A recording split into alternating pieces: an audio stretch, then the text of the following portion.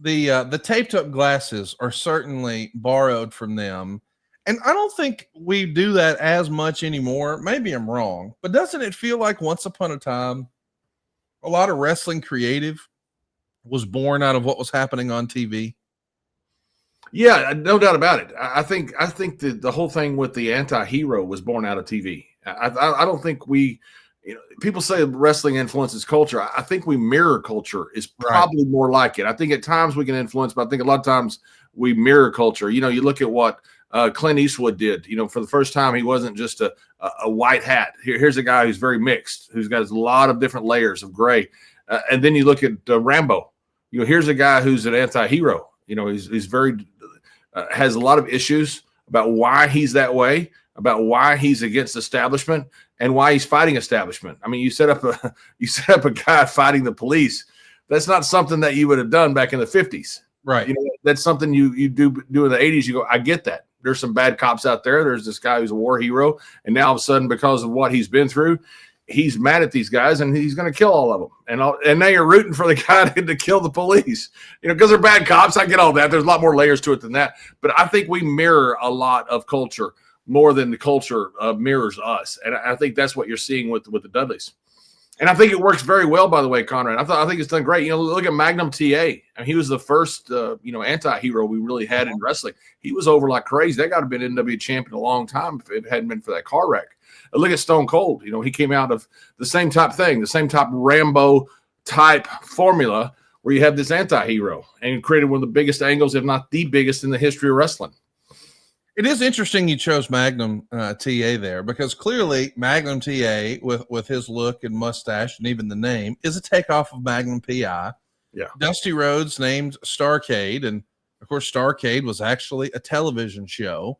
And we see the Hanson brother glasses being used by the Dudleys.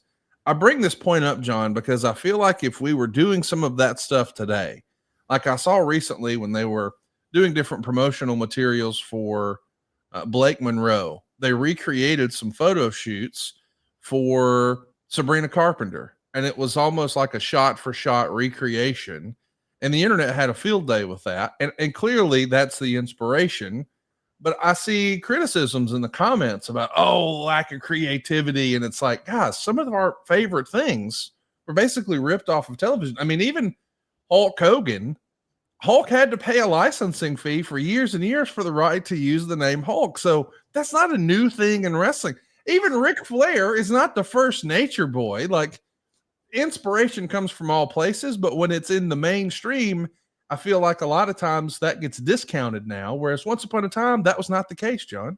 Yeah, and look at G.I. Joe. I mean, Sergeant Slaughter. We've had some of the greatest characters ever that's taken almost directly off of pop culture, off of either movies or songs or whatever it was. I mean, you had stuff stolen from Elvis. I mean, you've had stuff stolen everywhere. Now, you had a little bit in the other way going back, because you had some people still off Gorgeous George. So you have had wrestling give to culture as well. But I think it's a great feeding ground when you see what people love and you take that out of one genre and you bring it into another. It's something that you pretty much know works. I mean, G.I. Joe worked. You knew that. Sarge was great at it. So you knew pretty much you had a chance. It's not reinventing the wheel. What a crazy group this was. We're talking about the Dudleys. They had a Native American brother, Dances with Dudley. They had Chubby Dudley, who I guess was once upon a time. Did Gerald Briscoe approve this Native Dudley? I don't think so. But you'll like this. And boy, this is, not the way we would talk in 2025. But it was said about Dances with Dudley that old Daddy Dudley poked a Hontus. And that's how Dances. I mean, it shouldn't be funny, but it is. There's Chubby Dudley, there's Sign Guy Dudley, and of course we know there's Bubba Ray Dudley, and then Devon Dudley, but Little Spike Dudley. Now that, I feel like even now when people talk about the Dudleys, most of us immediately think about Bully Ray and Devon. Shout out to both of those guys. But Spike Dudley, I feel like. Now, look at that picture, Conrad. I don't mean to cut you off, but that guy's a financial advisor. Yes, he is. And he's very good at it, by the way. He's a very smart guy. But it's like we always say, the smart guys play the dumb guys. It's pretty hilarious too. I mean, in real life, little Spike Dudley was from Northern California, and his name's Matt Hyson. And as you said, he's an investment banker now, but he's playing this crazy character.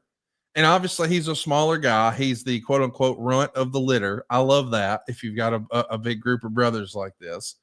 But I think Spike Dudley often gets lost in the shuffle. I mean, that dude he sacrificed his body in a real way for professional wrestling.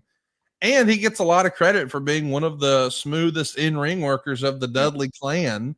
I feel like even though Spike wasn't necessarily the biggest guy in the locker room, he probably carried a large amount of respect for the things he was willing to do for the business. Fair to say? Absolutely. The boys love Spike. He's a good guy, and he took incredible bumps. I saw him, I say recently, I'm bad with time, 3 or 4 months ago, and I said, Spike, how you feeling? And he said, I feel great, which is inexplicable because the stuff he did, he should be in a wheelchair. And apparently he was good for him. I'm sorry, happy for him because I like him very much. I'm glad he is feeling okay. But it was pretty shocking to me that he just walked around holding his coffee like he always did. He's just fine. And he's, one of these guys that, has rubber bones, as we used to say. Let's talk about Spike a little more as we progress. Bubba Ray had a stuttering gimmick. That's the original idea. He's a comedy act.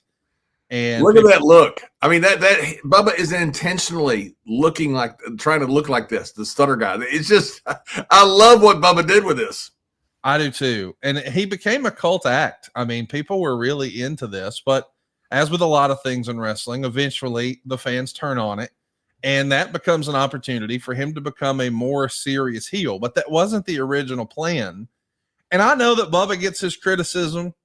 I get that. By the way, shout out to Busted Open. You can hear him almost every day of the week there with our pal Dave LaGreca and Tommy Dreamer and Mark Henry and the whole rest of the crew. But the idea that you had a guy who's going to become one of the most well-known and established heels in pro wrestling, that he started as a comedy character and he pulled that off so well, I don't think Bubba maybe gets enough credit for his range as a character, John. I don't either. I don't. I'd go to bat for that every single day of the week. Bubba is a very smart guy, and everything Bubba's done has been fantastic. When he came in, Vince loved the stuttering. I mean, loved it. There was no doubt he wanted Bubba to stutter. Vince just thought it was so freaking entertaining, and we did too. I mean, for a guy to go out there and intentionally stutter, try that. Try that with your family. Just do a skit with your family or your friends. That's really hard to do. And then to go from that, and at one point, I mean, he was this venom spitting heel that was he was really good. He was a really good heel. And then of course, as a tag team, the amount of titles that they've won puts them maybe as the greatest of all time. Now, I think I inducted them into the Cauliflower Alley Club Hall of Fame, which was a tremendous honor for me. And I kind of went over that in the speech. So I've thought about this some. I think the Road Warriors are number one. And I think we always wonder who'd be number two. Kind of like when you look at who's the best commentator of all time, what you're really saying is who's behind Heenan, because there's nobody above Bobby.